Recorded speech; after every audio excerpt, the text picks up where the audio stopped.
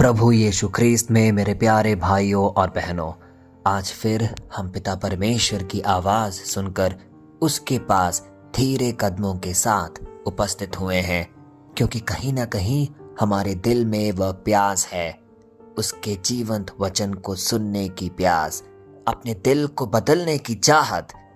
और उसी इच्छा से हम आज उसके सम्मुख एक परिवारजन के रूप में आए हैं, ताकि कुछ समय भीड़ भाड़ से अलग रहकर शोर शराबे को दरकिनार करके उनके वचनों को सुन सके और अपने जीवन में कार्यान्वित कर सके।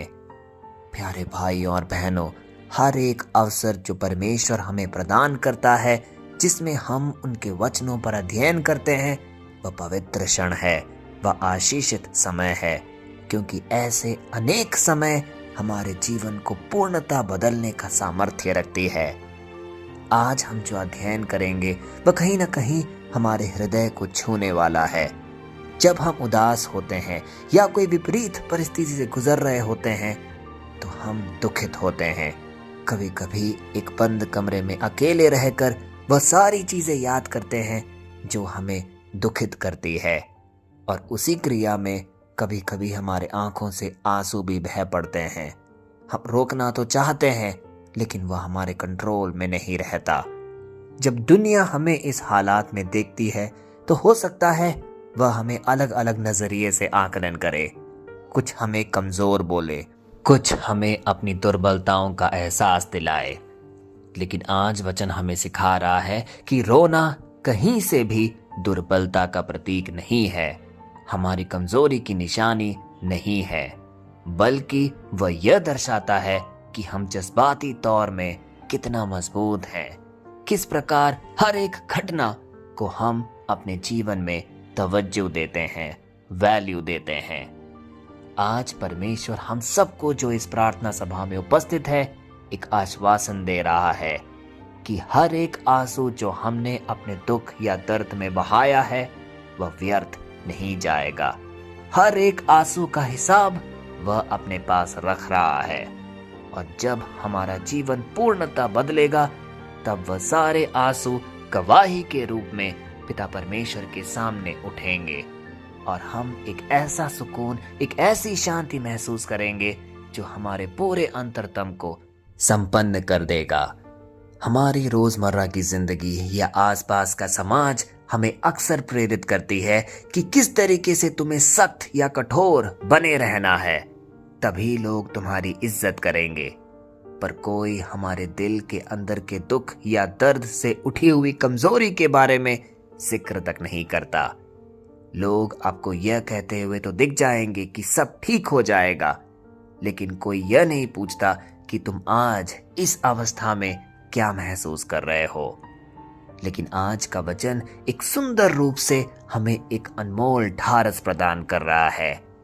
ऐसे ही टूटे हुए दिलों के लिए यह वचन हमें यह बता रहा है कि हमारे हर आंसू को परमेश्वर अपने हिसाब में रखता है, उसे बेकार नहीं जाने देता, हमारी पीड़ा अनदेखी नहीं होती और हमारा दर्द गुमनामी में नहीं रहता। तो आइए आज के वचन का हम अध्ययन करें, जो कि लिया गया है भजन संहिता से, अध्याय 56 पद संख्या 8, और वह इस प्रकार है। तू मेरे भटकने का हिसाब रखता है, मेरे आंसुओं को अपनी कुप्पी में रख, क्या वे तेरी पुस्तक में नहीं लिखे। कितना अद्भुत और हृदय स्पर्शी भजन है ये। याद करिए, यह वचन लिखा गया है दाऊद के द्वारा, जब वह डर में था, लोग उसका पीछा कर रहे थे और भविष्य पूरी तरीके से अनिश्चित था। लेकिन उस मुश्किल दौर में भी दाऊद अकेला नहीं महसूस किया। वह यह लिखता है, मैं भले अकेला दिखूं, परमेश्वर मुझे देख रहा है। प्यारे भाई और बहनों, यही है वह आश्रय जो हर भक्त के जीवन को पिता परमेश्वर की रोशनी से भरपूर करता है, क्योंकि साफ साफ आज का वचन हमें कुछ गहरी सच्चाइयां याद दिला रहा है। पहली सच्चाई, परमेश्वर हमारे हर कदम को जानता है। दूसरी सच्चाई, परमेश्वर हमारे आंसुओं की कदर करता है। और तीसरी महत्वपूर्ण सच्चाई, परमेश्वर हमारे दर्द को कभी नहीं भूलता। आज जब वचन हमसे कहता है तू मेरे भटकने का हिसाब रखता है, इसका मतलब यह है कि परमेश्वर ने हमें कभी भी अकेला छोड़ा ही नहीं है। यह भटकना सिर्फ रास्ता खोना ही नहीं है, यह जीवन का भटकाव है। जब हमें कुछ समझ नहीं आता, क्या करे क्या ना करे, कहाँ जाए, किस पर भरोसा करे, उन सारे क्षणों में परमेश्वर हमारे साथ रहता है। कभी हम सही करने की कोशिश तो करते हैं, लेकिन फिर भी चीजें गलत सी प्रतीत होती है। कभी हम परमेश्वर से सवाल कर बैठते हैं कि हे प्रभु, मेरे साथ ही ऐसा क्यों हो रहा है। उन सारे वक्त में आज का वचन हमसे कहता है, मैं जानता हूं, मैं देख रहा हूं, एक भी कदम तुम्हारा बेकार नहीं जाएगा। प्यारे भाई और बहनों, इस बात से हमें सुकून मिलना चाहिए कि हम वो प्रेरित गण हैं जो परमेश्वर के चुने हुए और उसके प्रिय है। यदि वह हमारे हर कदम को देख रहा है तो हम कैसे भटक सकते हैं। दूसरी सच्चाई की ओर बढ़ते हैं। वचन हमसे कहता है, मेरे आंसुओं को अपनी कुप्पी में रख। इसका मतलब यह है कि परमेश्वर हमारे आंसुओं को तक संभाल कर रखता है। वह उसे तुच्छ कभी नहीं समझता। इस दुनिया में जहां हम अपना जीवन व्यतीत करते हैं, जरा सी भी हम दुख या दर्द से गुजरे और यदि हमारे आंखों से आंसू निकले तो लोग तुरंत हमें जज करने लगते हैं। वह हमें कमजोर स्थापित करते हैं। वह यह कहते हैं, यह तो इतना भी नहीं सह सका। लेकिन आज परमेश्वर हमें यह एहसास दिलाते हैं कि तुम्हारे आंसू तुम्हारे कमजोरी के प्रतीक नहीं है, परंतु वह सीढ़ियां है जिससे तुम मेरे पास तक पहुंच सकते हो। आज परमेश्वर हमारे आंसुओं को देखकर यह कह रहा है कि मैं इसे फेंकता नहीं हूं, इसे नजरअंदाज नहीं करता, मैं इसे कभी नहीं भूलता। वह उन सब को संजोकर सहेजकर अपने पास रखता है। इसीलिए मेरे प्यारे भाई और बहनों, यदि आप अपने प्रार्थना में मग्न हो और आपके आंखों से आंसुओं की धारा बहती चली जा रही है, थोड़ा भी उसके बारे में मत सोचना, अपना ध्यान भटकने मत देना, आंसुओं को गिरने दो। कुछ लोग पूछ सकते हैं कि ये आंसू बाहर क्यों आ रहे हैं, पर वह यह नहीं जानते कि उसकी जगह जो दुख या दर्द ने ले रखा है, उसके कारण उसे बाहर आना पड़ रहा है। हर एक आंसू की कीमत परमेश्वर आज देख रहा है। आपका रोना आपकी कमजोरी नहीं दिखा रहा, वह एक शक्तिशाली प्रार्थना का रूप ले चुकी है। जो शब्दों में बयान नहीं हो सकता, वह आंसुओं के जरिए आपके जहन से बाहर आ रहा है। तीसरी अहम सच्चाई, परमेश्वर हमारे दर्द को लिखता है। सोचिए कितना बड़ा आश्चर्य वाक्य है ये। हम कब कोई चीज किसी पुस्तक में लिखते हैं? जब हमें उसे संजोकर अपनी जहन में उतारना हो। जरा बीते कल को याद करिए, जब आप बच्चे थे, कोई भी चीज आपको याद करनी होती थी तो आप लिख कर याद करते थे, क्योंकि जो भी चीज हम लिखते हैं वह कहीं ना कहीं हमारे जहन में उतर जाती है, हमें लंबे समय तक याद रहती है। और आज परमेश्वर हमसे कह रहा है, मैं तुम्हारे दर्द को लिखता हूं। इसका मतलब स्पष्ट है, परमेश्वर भूलने वाला नहीं है। लोग भूल जाए, परिस्थितियां हमसे अलग हो जाएं, रिश्ते बदल जाएं, समय आगे बढ़ जाए, लेकिन परमेश्वर की पुस्तक में आपका हर आंसू, हर दर्द एक गवाही के रूप में लिखा जा चुका है। और जो परमेश्वर लिखता है वह कभी मिटाया नहीं जा सकता। इसलिए मेरे प्यारे भाई और बहनों, अक्सर हम अपनी निराशा में परमेश्वर से ही सवाल पूछ बैठते हैं, क्या तू मेरे दुख या दर्द को नहीं देख रहा? इतने समय से मेरी इच्छा पूरी क्यों नहीं हो रही? क्यों तू मुझे इतना कष्ट दे रहा है? लेकिन अब हमें इस वचन से ढारस लेना चाहिए। यह वचन हमारे जहन में लगातार गूंजते रहना चाहिए कि परमेश्वर हमारे किसी भी दर्द को अनदेखा नहीं करता है। वह सब कुछ लिखता जा रहा है और सही समय पर हमें एक बड़ी गवाही के रूप में वह इस्तेमाल करेगा। प्यारे भाई और बहनों, आज का वचन यदि हम अपने हृदय में आकलन करें तो वह हमें यह सिखा रहा है कि आप अनदेखे नहीं हैं। अगर आज आपको यह लगता है कि कोई नहीं समझ रहा आपको, कोई भी बातें आपके पास नहीं टिक रही, तो यह वचन आपको याद रखना है। परमेश्वर समझता है, वह आपको देखता है और वह जरूर आपको बचाएगा। आंसू भी विश्वास की एक भाषा है। हर प्रार्थना ऊंची आवाज में नहीं होती। कुछ प्रार्थनाएं मौन रूप ले लेती हैं, जहां आंसू लगातार बहते रहते हैं और वह परमेश्वर के करीब पहुंचती है।